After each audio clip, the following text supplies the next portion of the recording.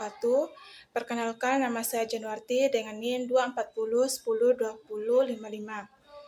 Pada kesempatan kali ini saya akan membahas kekurangan dan beberapa hal yang harus didalami materi dari Imron Ahmad Rofi.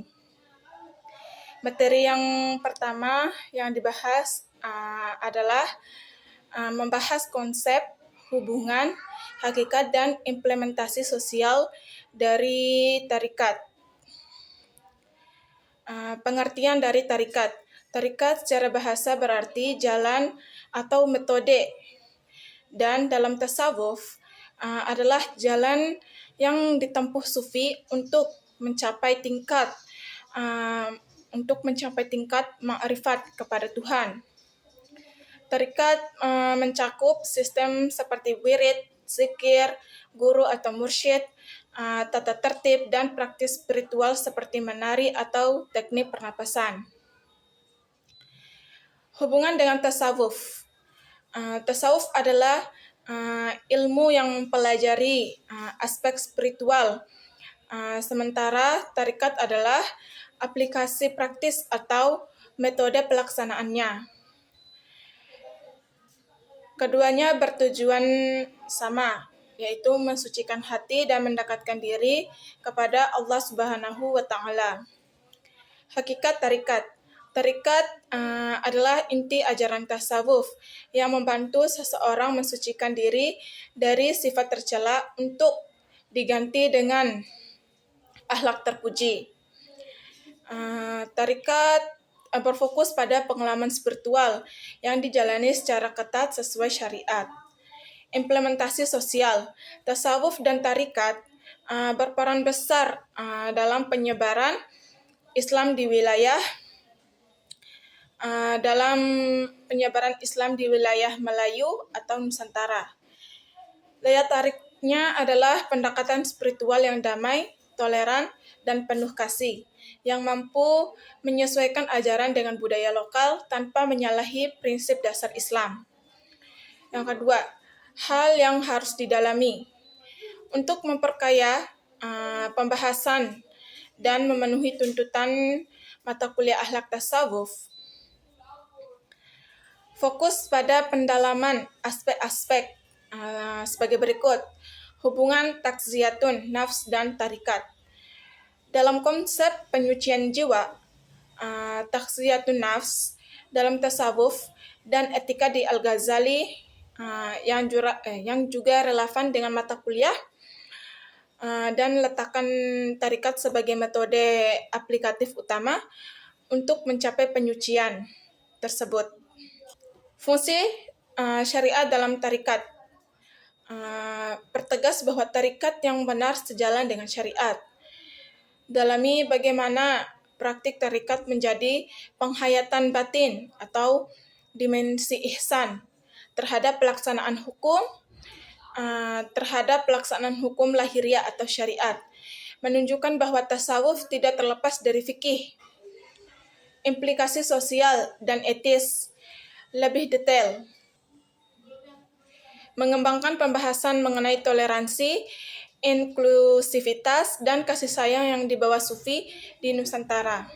Menjelaskan bagaimana nilai-nilai spiritual tarikat diterjemahkan menjadi etika sosial yang damai dan adaptif, sehingga relevan dengan isu-isu masyarakat modern. Pengalaman spiritual. Dalam pengalaman spiritual, mengapa tarikat menekankan pengalaman spiritual dan bukan teori. Hal ini penting untuk menjelaskan bahwa esensi tarikat adalah rasa dan perubahan batin yang dialami secara langsung oleh salik. Kelebihan utama definisi yang presisi. Resum ini dengan tepat menjelaskan bahwa secara bahasa, tarikat berarti jalan atau metode. Dan dalam konteks tasawuf adalah aplikasi praktis atau jalan spiritual yang ditempuh sufi untuk mencapai ma'rifat. Hubungan yang jelas, perbedaan dan persamaan antara tasawuf atau ilmu atau konsep dan tarikat metode atau aplikasi. dijelaskan dengan ringkas, menegaskan bahwa keduanya erat dan tidak dapat dipisahkan. Fokus pada akhlak. Resume ini berhasil mengaitkan tarekat dengan tujuan mata kuliah, yaitu dengan menyatakan bahwa tarekat membantu menyucikan diri dari sifat-sifat tercela dan menggantinya dengan akhlak yang baik atau akhlak yang terpuji. Dimensi sosial dan budaya. Resume ini menyoroti peran penting tarekat dalam penyebaran Islam di Nusantara melalui pendekatan yang damai, toleran, inklusif, dan mampu menyesuaikan dengan budaya lokal. Ketiga, saran dan hal yang perlu diperdalam untuk presentasi atau pembahasan yang lebih mendalam adalah ada beberapa aspek yang bisa dikembangkan, yaitu yang pertama, implikasi syariat.